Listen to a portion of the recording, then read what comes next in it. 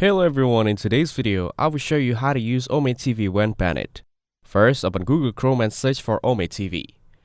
Then, click on the official OmeTV link to open the site. If you're banned and can't access it, you'll need a VPN to change your location.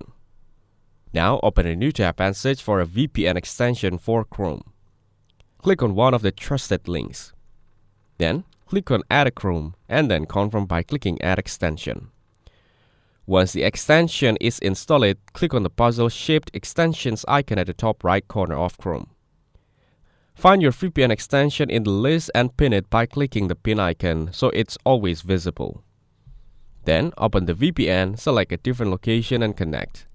After connecting, go back and open the OmeTV site again. Now, you should be able to use it even if you were previously banned. Thanks for watching. Don't forget to like and subscribe for more videos like this.